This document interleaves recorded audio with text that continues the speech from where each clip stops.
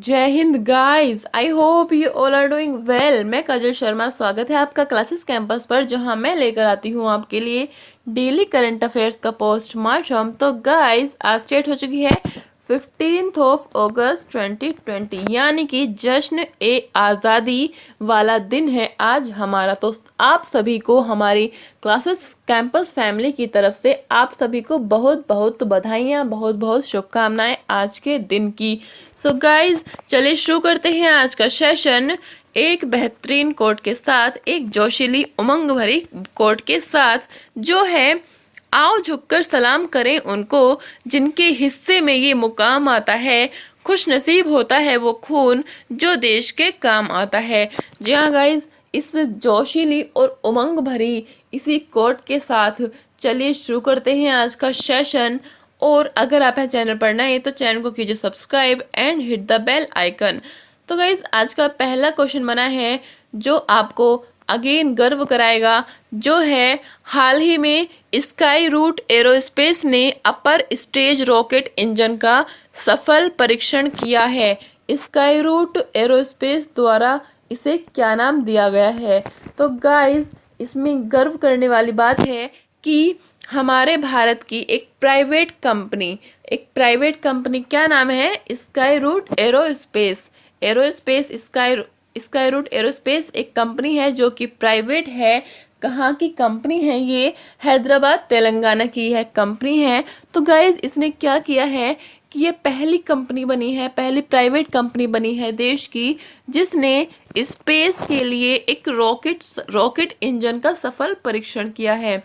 Rocket engine का इसने सफल परीक्षण किया है। किसने? स्काई रूट एरोस्पेस ने। यानी कि अब जो हमारे देश की प्राइवेट कंपनियां हैं यूएसए की तर्ज पर, जैसे कि यूएसए की स्पेस एक्स कंपनी जिसके मालिक है, जिसके ओनर है Elon Musk, space x company के मालिक हैं इलॉन मस्क, उनकी तर्ज पर, जैसे कि उन्होंने फाल्कन 9 अभी हाल ही में स्पेस में एक अपना रॉकेट भेजा था, अपना पर्सनल रॉकेट भेजा था, उनकी प्राइवेट कंपनी है स्पेस एक्स।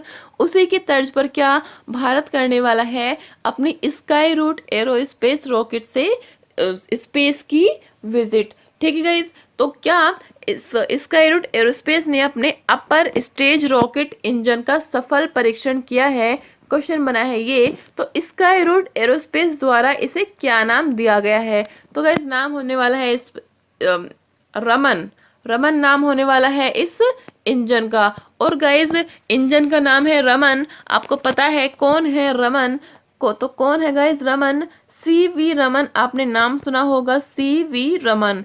तो गाइस, कौन थे सीवी रमन? वो थे हमारे नोबेल अवार्ड, यानी कि उनको नोबेल जो पुरस्कार है वो उनको मिला था। कब मिला था? 1930 में मिला था। किस लिए मिला था? उनको गाइज? तो रमन इफेक्ट उन्होंने खोजा था। रमन इफेक्ट के बारे में उन्होंने खोजा था, रमन प्रभाव के बारे में उन्होंने खोजा था। एक फिजिसिस्ट थे, ठीक है गाइज। रमन इफेक्ट की उन्होंने खोज की थी, और इसी की वजह से उनको, क्योंकि 28 फरवरी को, इसी की वजह से 28 फरवरी की वजह को उन्हें क्या इसलिए बनाया जाता है देश में? साइंस, यानी कि नेशनल साइंस डे, राष्ट्रीय विज्ञान दिवस बनाया जाता है। ठीक है, 28 फरवरी को क्यों बनाया जाता है? क्योंकि जो हमारे सीवी रमन जी हैं, उन्होंने क्या की थी? रमन इफेक्ट की खोज की थी। ठीक है गाइस, 28 फरवरी को क्या बनाया जाता है? भारत में साइंस डे बनाया जाता है, जो कि आपको याद रखनी है। ठीक है गाइस, और ये इंजन का नाम तो हो गया गाइस क्या? रमन। बट इस इंजन को किस में सेट किया जाएगा? कौन सा रॉकेट होगा वो गाइस? तो गाइस, रॉकेट होगा विक्रम रॉकेट होगा। विक्रम भी आपको जानते होंगे आप, सारा भाई विक्रम जो थे, जिन्हें कहा जाता है क्या? फादर ऑफ स्पेस कहा जाता है किसको? विक्रम सारा भाई को।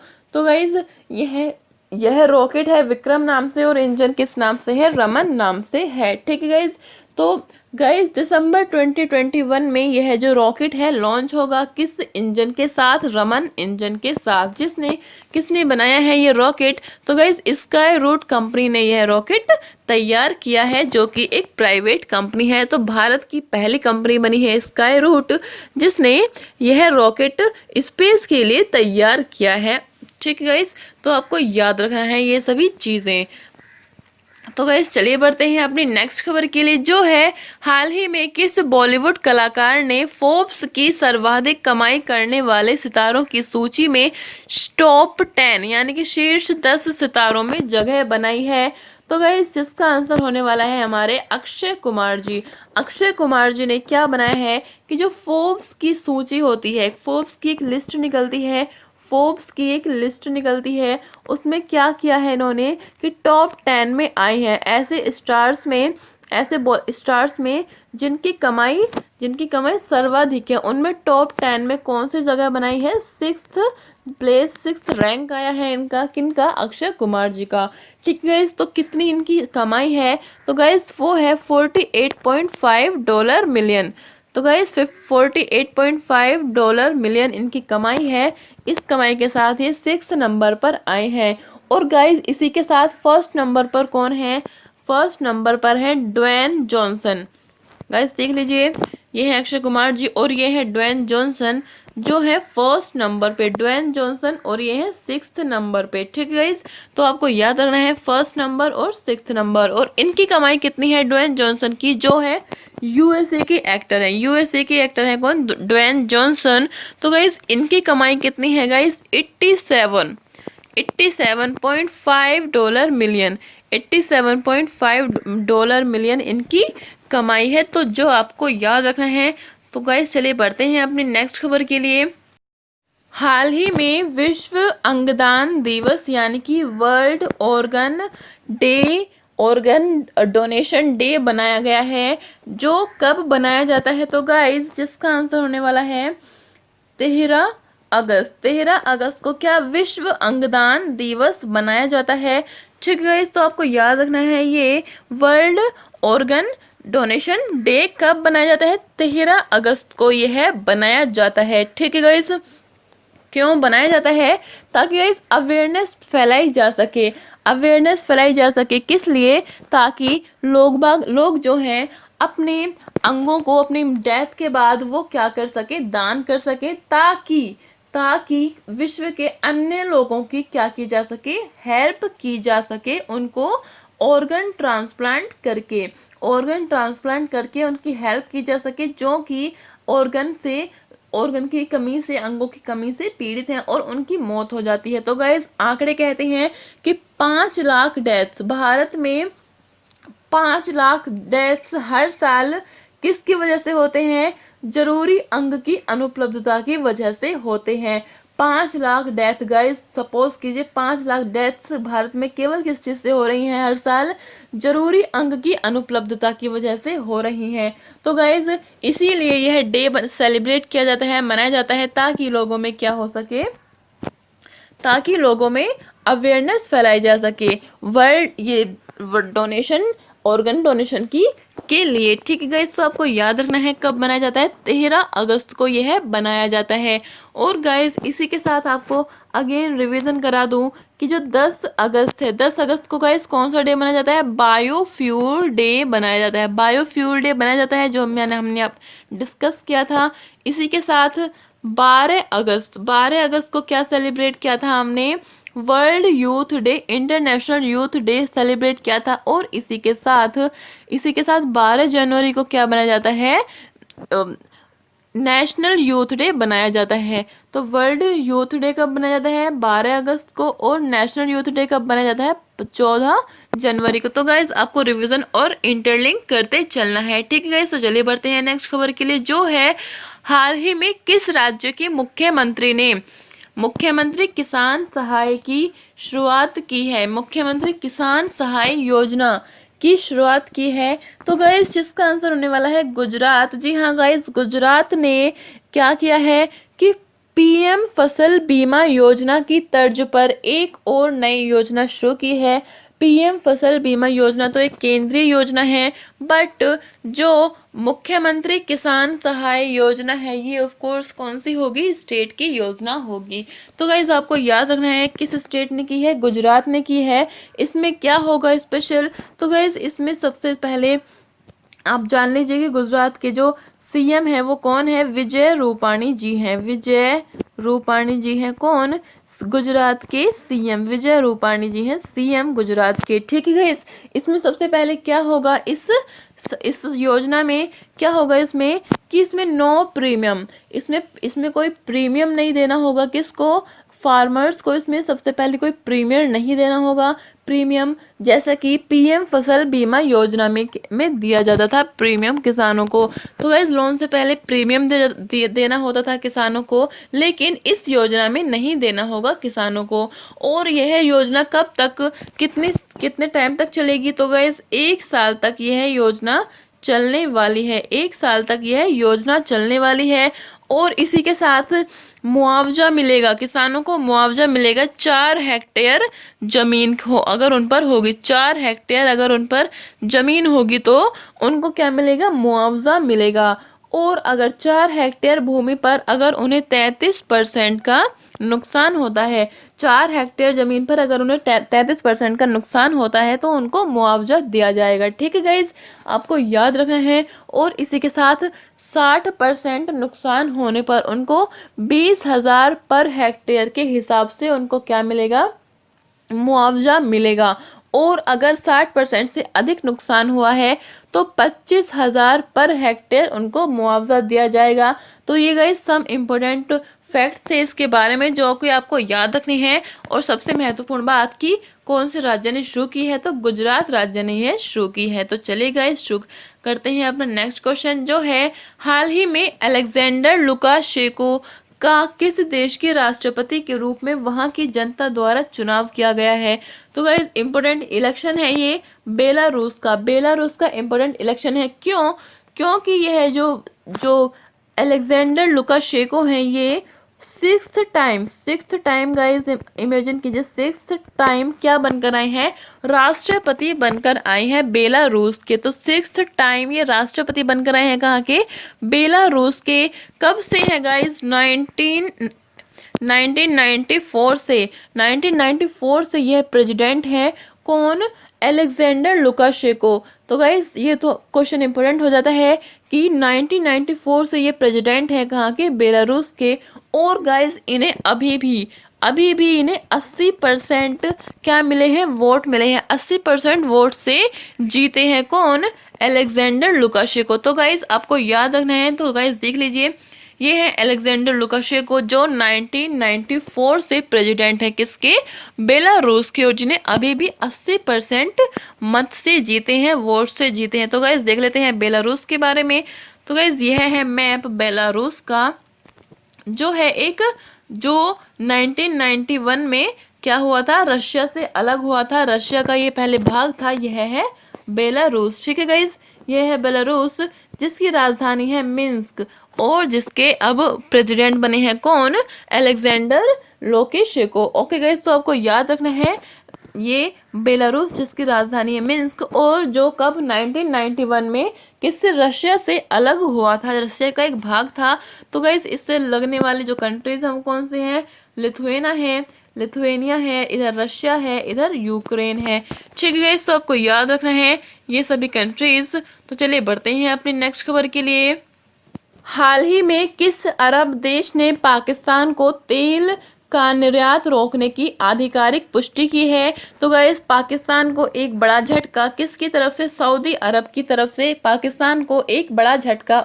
ठीक है गाइस, क्या है यह झटका कि जो सऊदी अरब है जो वर्ल्ड का नंबर 1 कंट्री है किसके क्षेत्र में, तेल निर्यात के क्षेत्र में, तेल ऑयल प्रोडक्शन के क्षेत्र में, ये जो जहाँ पर सबसे ज़्यादा ऑयल प्रोडक्शन होता है जिसका, और जो सबसे ज़्यादा तेल निर्यात करता है जिसके कंपनी है सऊदी अरामको, जो वर्ल्ड की नंबर 1 कंट्री है किसकी, तेल की। तो गाइज इसने क्या किया है, पाकिस्तान को बड़ा झटका दिया है, जिसमें उसने पाकिस्तान का निर्यात रोकने की बात कही है। तो गाइज निर्यात उसका रोक दिया है पाकिस्तान का, किस वजह से रोका है। गाइज आपको यह जानना जरूरी है हो जाता है कि किस वजह से रोका है सऊदी अरब ने पाकिस्तान से यह निर्यात। तो गाइज आपको जान लेना चाहिए कि पाकिस्तान ने सऊदी अरब का ऑर्गेनाइजेशन है OIC, यानी कि ऑर्गेनाइजेशन ऑफ इस्लामिक कोऑपरेशन। यह एक इन गल्फ कंट्रीज का एक ऑर्गेनाइजेशन है, जिसमें पाक ने जाकर क्या कहा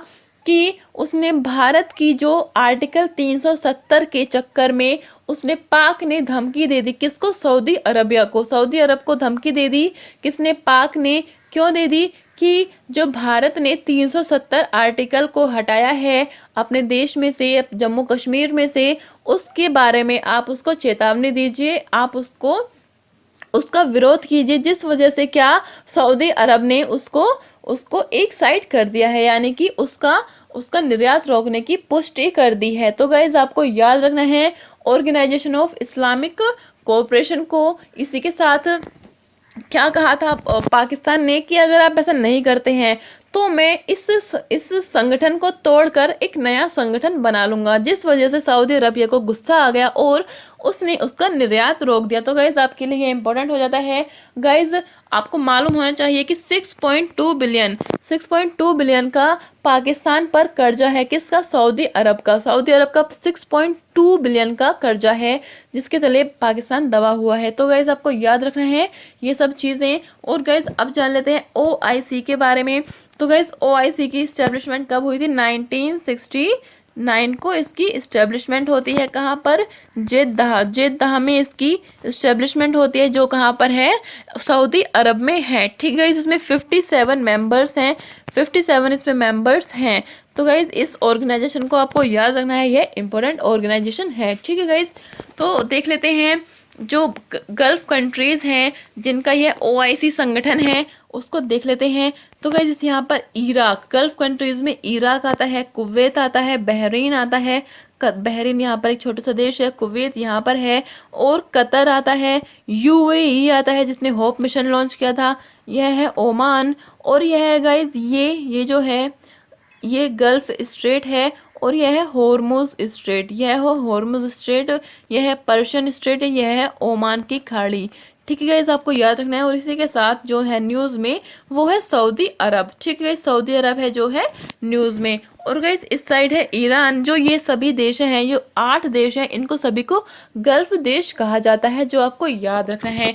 ठीक है गाइस, यहाँ पर गल्फ क्या है, ये पर्शियन गल्फ है, और यह है ओमान की गल्फ है, खाड़ी है। ठीक है गाइस, और यह है स्ट्रेट ऑफ हॉर्मुज। हॉर्मुज ये जो सींग सा निकला हुआ है, हॉर्न निकला हुआ है, इसको हॉर्मुज हॉर्न कहते हैं। ठीक है, इसको आपको याद रखना है। तो चलिए बढ़ते हैं अपनी नेक्स्ट खबर के लिए, जो है हाल ही में किस राज्य के मुख्यमंत्री ने इम्यूनिटी बढ़ाने के लिए हिम हल्दी दूध को लॉन्च किया है। तो गाइज इम्यूनिटी बूस्टर का काम करने वाला है क्या, हिम हल्दी दूध। जो किसने लॉन्च किया है, तो गाइज जो लॉन्च किया गया है उत्तराखंड के द्वारा, उत्तराखंड गाइज सॉरी हिमाचल प्रदेश के द्वारा जो लॉन्च किया गया है हिम हल्दी दूध। हिम हल्दी दूध किसके द्वारा, हिमाचल प्रदेश के द्वारा ये लॉन्च किया गया है। तो गाइज याद हो जाएगा आपको आसानी से, हिम और हिमाचल, हिम और हिमाचल के नाम से यह आपको याद हो जाएगा। तो हिमालय की हल्दी का दूध को लॉन्च किया है किसके लिए, इम्यूनिटी बढ़ाने के लिए, इम्यूनिटी बूस्ट अप करने के लिए यह दूध लॉन्च किया है, हिम हल्दी दूध। तो किस में काम आएगा ये हमारा, यह रोग प्रतिरोधक क्षमता के लिए काम आएगा, यानी कि रोगों से लड़ने की क्षमता जो बढ़ाती है वो इम्यूनिटी बूस्टर्स होते हैं। तो गाइज यह हम किस चीज़ से मदद करेगा, कोविड-19 से यह मदद करेगा। तो गाइज आपको याद रखना है CM जो है हिमाचल प्रदेश के वो कौन है, जयराम ठाकुर जी हैं, और इन्होंने क्या लॉन्च किया है, हिम हल्दी दूध लॉन्च किया है, जो क्या काम करेगा, जो काम करेगा इम्यूनिटी बूस्टर का। ठीक है गाइस, इसी के साथ आपको याद रखना है कि जो बाबा रामदेव की जो वैक्सीन थी जो उन्होंने बनाई थी, उसका नाम था कोरोनिल। कोरोनिल जो उनकी वैक्सीन थी बनाई थी, उन्होंने दवा बनाई थी कोरोनिल, वो भी क्या थी, एक इम्यूनिटी बूस्टर थी। तो गाइस कोरोनिल एक दवा थी जो बाबा रामदेव ने बनाई थी, उसका भी काम क्या था, इम्यूनिटी बूस्टर तक उसका काम सीमित था। तो गाइस आपको याद रखना है कि जो इम्यूनिटी बूस्टर है वो क्या बढ़ाएगा, जो हिम हल्दी दूध है वो इम्यूनिटी बूस्ट अप करेगा। तो गाइस यह था। और चलिए बढ़ते हैं नेक्स्ट खबर के लिए, जो है हाल ही में भारतीय ओलंपिक संघ ने किस समूह को टोक्यो ओलंपिक 2021 से 20 के लिए भारतीय टीम का आधिकारिक प्रायोजक घोषित किया है। यानी कि जो गाइज हमारी आइनॉक्स समूह है वो क्या करेगी, स्पॉन्सर्ड करेगी किसको, टोक्यो ओलंपिक को, जो कब होंगे, 2021 में होंगे, जबकि कब होने थे, 2020 में होने थे। अब पोस्टपोन करके कब कहाँ पर रख दिए गए हैं, 2021 में, 23 जुलाई से होने वाले हैं 2021 में। गाइस आपको याद रखना है 23 जुलाई से 8 अगस्त को ये 2021 में क्या होंगे, ओलंपिक्स होंगे, जो कि समर ओलंपिक्स होंगे, जो कहाँ पर आयोजित किए जाने हैं, टोक्यो में आयोजित किए जाने थे, ठीक है, 2020 में, लेकिन अब 2021 में होने वाले हैं। किस वजह से रद्द किए गए थे, ताकि कोरोना जो कोविड-19 की वजह से ये रद्द किए गए थे। तो अब आइनॉक्स समूह है जो स्पॉन्सर्ड करेगा किसको, टोक्यो ओलंपिक गेम्स को करेगा, भारतीय टीम्स को ये प्रायोजक करेगा, कौन, आइनॉक्स समूह, ठीक है गाइस, तो आपको याद रखना है। और चलिए बढ़ते हैं नेक्स्ट खबर के लिए, जो है हाल ही में किसकी अध्यक्षता वाले कोविड-19 वैक्सीन प्रबंध पर राष्ट्रीय विशेषज्ञ समूह की प्रथम बैठक संपन्न हुई है। तो गाइस इसका आंसर होने वाला है वी के पॉल की बैठक में, वी के पॉल की अध्यक्षता में कोविड-19 वैक्सीन प्रबंधन पर राष्ट्रीय विशेषज्ञ समूह की प्रथम बैठक संपन्न हुई है। तो गाइस इस बैठक में क्या होगा कि यह एक जो वी के पॉल है, यह नीति आयोग के एक मेंबर हैं, नीति आयोग के मेंबर हैं, कौन, वी के पॉल। इनकी अध्यक्षता में क्या होगा कि जो कोविड-19 का वैक्सीन्स अब फ्यूचर में आएंगी कोविड-19 की वैक्सीन, उनकी जांच के लिए यह बैठक संपन्न हुई है, जिसके अध्यक्ष कौन है, वी के पॉल। इसमें क्या होगा कि इसमें क्या होगा कि जो वैक्सीन्स हैं, कोविड-19 की जो वैक्सीन्स हैं, उनके न्याय संगत वितरण हो सके, यानी कि सबको समान तरीके से, अच्छे तरीके से क्या मिल सके, वैक्सीन्स मिल सके, सबके पास जो है वैक्सीन्स पहुंच सके, और उनका रेट निर्धारित किया जा सके, किसके द्वारा, यह जो बैठक संपन्न हुई है, यह फर्स्ट बैठक है, किसकी अध्यक्षता में, वी के पॉल की अध्यक्षता में यह फर्स्ट बैठक है, जो कि आपको याद रखना है।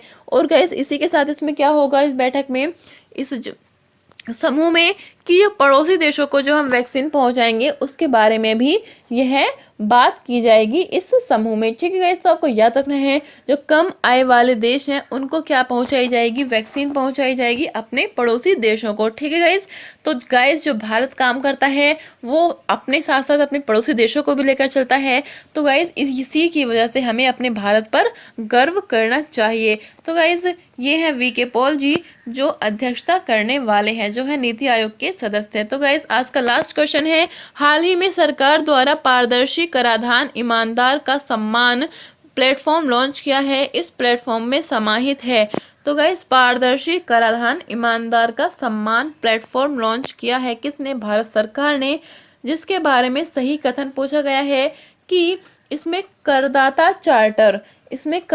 Charter, faceless assessment, faceless appeal, ये सभी इसके क्या होने वाले हैं, सभी करेक्ट आंसर होने वाले हैं। तो गाइस क्या होगा इस ईमानदार का सम्मान प्लेटफॉर्म लॉन्च में, तो गाइस जो टैक्स पेयर्स होते हैं, देश के जो सभी टैक्स पेयर्स होते हैं, जो प्रत्यक्ष डायरेक्ट टैक्स पे करते हैं, डायरेक्ट टैक्स क्या होता है गाइज, जो डायरेक्ट टैक्स होता है जो जिस पर लगता है वही भुगतान करता है, ये होते हैं डायरेक्ट टैक्स। बल्कि जो इनडायरेक्ट टैक्स होते हैं, जैसे कि हमारा वस्तु कर है, जिस पर लगता है वो अपने टैक्स को दूसरों पर फिक्स कर देता है, दूसरों पर लगा देता है उस टैक्स को। जबकि प्रत्यक्ष कर जो है वो जिस पर लगते हैं वही भुगतान करता है, वह होता है डायरेक्ट टैक्स। तो भारत का सबसे बड़ा डायरेक्ट टैक्स का जो सोर्स है वो कौन सा है, कोऑपरेट टैक्स है, यानी कि नगर निगम टैक्स है। तो गाइज आपको याद रखना है कि जो यह पारदर्शी कराधान ईमानदार का सम्मान प्लेटफॉर्म है, ये किसके लिए है? डायरेक्ट टैक्स के लिए है। जो क्या करेगा, जो भी टैक्स पेयर्स हैं, जो कि ईमानदार टैक्स पेयर हैं, उनके लिए यह काफ़ी अच्छी योजना है। ईमानदार टैक्स पेयर्स के लिए, जो भी टैक्स पेयर्स हैं वो ईमानदारी से टैक्स पे करते हैं, उनके लिए ये योजना है जो कि लॉन्च की गई है केंद्र सरकार द्वारा। तो गाइज यह लॉन्च की गई है, इसमें क्या होने वाला है कि जैसे कि अब तक जो कि इनकम टैक्स के अधिकारी होते थे वो क्या करते थे, जो टैक्स पेयर्स होते थे उनके साथ जुगाड़बाजी करके क्या कर लेते थे, उनके टैक्स कम कर लेते थे और खुद अपनी कमाई कर लेते थे। तो अब गाइस क्या होगा कि जो इनकम टैक्स के अधिकारी हैं और जो टैक्स पेयर्स हैं उनके बीच क्या होगा, कोई संबंध नहीं होगा, वो एक दूसरे को नहीं जानेंगे। तो फेसलेस असेसमेंट होगा, फेसलेस अपील होगी और करदाता इसमें चार्टर भी होगा। तो गाइस जो करदाता हैं वो जो इनकम टैक्स के अधिकारी हैं उनसे कोई साठगांठ से करके उस टैक्स की चोरी करने में असक्षम रहेंगे। और हमारे जो ईमानदार जो टैक्स पेयर्स हैं उनके लिए ये फ़ायदा है, ताकि उनके साथ भी न्याय हो सके, वो भी जो टैक्स पे करते हैं उन्हीं की तरह सभी टैक्स पे कर सकें। ठीक है गाइस, तो यह है जो पारदर्शी कराधान ईमानदार का सम्मान प्लेटफॉर्म लॉन्च किया गया है। ठीक है गाइस, तो कब से शुरू होने वाला है, कब से लागू होगा? ये 25 सितंबर से यह लागू होगा। क्या? ये जो पारदर्शी कराधान ईमानदार का सम्मान जो यह प्लेटफॉर्म है 25 सितंबर से। तो गाइस क्या है 25 सितंबर को स्पेशल? तो गाइस 25 सितंबर को स्पेशल है, जो है पंडित दीनदयाल उपाध्याय जी का जयंती है, उनका बर्थडे है दीनदयाल उपाध्याय जी का। तो गाइस 25 सितंबर को अंत्योदय दिवस बनाया जाता है। अंत्योदय दिवस बनाया जाता है किसके लिए? पंडित दीनदयाल उपाध्याय के लिए अंत्योदय दिवस बनाया जाता है। तो गाइस आपको याद रखनी है ये दो चीज़ें, अंत्योदय दिवस और 25 सितंबर से ये जो लागू किया जाएगा। ठीक है गाइस, तो आपको यह प्लेटफॉर्म लॉन्च किया जाएगा, तो आपको याद रखना है। ठीक है गाइस, तो चलिए ये थे हमारे आज के सभी क्वेश्चंस। और इसी के साथ लास्ट वीडियो का क्वेश्चन था सेबी के वर्तमान चेयरमैन कौन है? इन्हें हाल ही में सरकार ने 18 महीनों का सेवा विस्तार प्रदान किया है। तो गाइस इसका आंसर है अजय त्यागी जी को। 2022 तक का जो है समय बढ़ गया है, 18 महीनों का इनका विस्तार हो गया है। तो क्वेश्चन फॉर यू है, हाल ही में किस राज्य ने आदिवासी क्षेत्र के उत्पादन हेतु इंदिरा वन मितान योजना शुरू करने की घोषणा की है? तो गाइस जिसका कमेंट आपको कमेंट सेक्शन में करना है। तो guys thanks for watching, thanks for listening and thanks for supporting guys, and जय हिंद गाइस।